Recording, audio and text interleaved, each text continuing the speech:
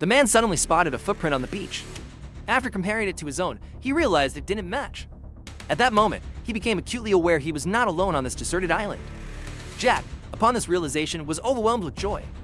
After all, he hadn't seen another living soul in 80 years. Eager to find the mysterious stranger, Jack immediately fired his gun into the sky to send a signal. Then, he rushed back to his luxurious villa, cleaning every inch of it inside and out. He carefully trimmed his hair and prepared for what he hoped would be a delightful lunch with his unexpected visitor. However, as he meticulously arranged the room, Jack noticed thick smoke rising in the distance. He bolted toward it, his heart pounding, but by the time he arrived, the mysterious people had already sailed away. At first, he felt a wave of disappointment until his eyes landed on the ground. Scattered everywhere were human bones. A horrifying realization struck him: those visitors were the legendary cannibals. Fearing for his life, Jack immediately started building a defensive wall around his villa. Sure enough, a few days later, the cannibals returned.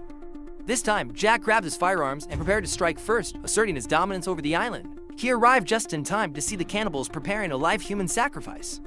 Without hesitation, he fired a shot at them. Never having encountered such a powerful weapon before, the cannibals panicked and fled in terror. The man they had captured, Johnny, didn't seem to be a threat, so Jack spared his life. Having not seen another man in 80 years, Jack brought Johnny back to his villa. Using gestures and broken speech, he excitedly shared his story. But after some confused hand signals, Jack realized Johnny didn't understand a word. Determined to bridge the gap, Jack decided to teach him English. After 2.5 years of learning, Johnny finally mastered the language. Together, they raised goats, planted crops, and settled into a peaceful life. But peace didn't last long. One day, they found another set of footprints on the beach. Sensing danger, they armed themselves and went to investigate. Along the way, they stumbled upon a ragged, disheveled man.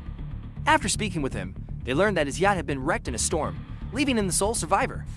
Seeing his pitiful state, Jack took him in and provided him with food and shelter. Not long after, their quiet island life was interrupted yet again, this time by a fishing boat approaching from the sea.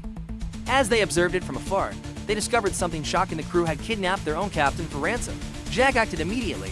With Johnny's help, he took down the leader of the mutineers, rescuing the ship's captain. Grateful for their heroism, the captain offered to take Jack back to his homeland. Johnny, now like family, chose to follow him inland. And so, Jack finally returned home, and Johnny, too, embraced a new life on the mainland, one filled with warmth, family, and happiness.